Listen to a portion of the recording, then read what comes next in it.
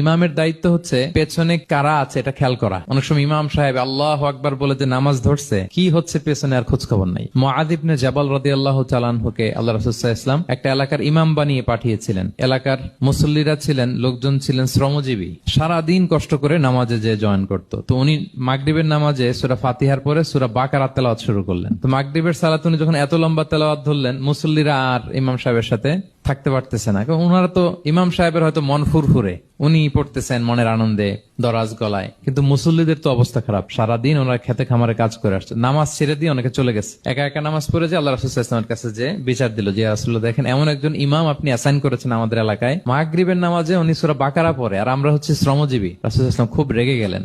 মুআয ইবনে জাবালকে ডেকে বললেন, তুমি কি সমাজে ফিতনা ছড়াচ্ছ? তুমি জানো না এরা কারা? তোমার কি সূরা ওয়াদ-দুহা ওয়াল-লাইলি ইযা সাজা মুখস্থ নাই? তোমার কি ওয়াশ-শামসি ওয়া-দুহাহা এটা মুখস্থ নাই? তোমার কি সাব্বিহিসমা রাব্বিকাল আ'লা এই সূরাগুলো তোমার জানা নাই? উনি বললেন জানা আছে। তো এগুলো রেখে দিয়ে মাগরিবের নামাজে কেন সূরা বাকারা ধরলা? আল্লাহর হাবিব সাল্লাল্লাহু আলাইহি ওয়াসাল্লাম কিন্তু এমন ইমাম ছিলেন না, উনি অত্যন্ত বিবেকবোধ সম্পন্ন একজন ইমাম ছিলেন। একবার পেছনে এক বাচ্চার কান্না শুনে উনি নামাজ ছোট করে দিয়েছেন। সবাই বললেন, ইয়া রাসূলুল্লাহ এত ছোট নামাজ তো কখনো পড়তে দেখি না। তখন রাসূল সাল্লাল্লাহু আলাইহি ওয়াসাল্লাম বললেন, একটা ছোট বাচ্চার কান্নার আওয়াজ আমার কানে এসেছে, আমার মনে হচ্ছে বাচ্চাটাকে সামলাতে নারীদের কাতারে একটা মায়ের খুব কষ্ট হচ্ছে, এজন্য নামাজটা আমি খাটো করে দিয়েছি। দেখেন কি চিন্তা চেতনা, পিছনে কি হচ্ছে সব রাসূল সাল্লাল্লাহু আলাইহি ওয়াসাল্লাম এটা খেয়াল করতেন।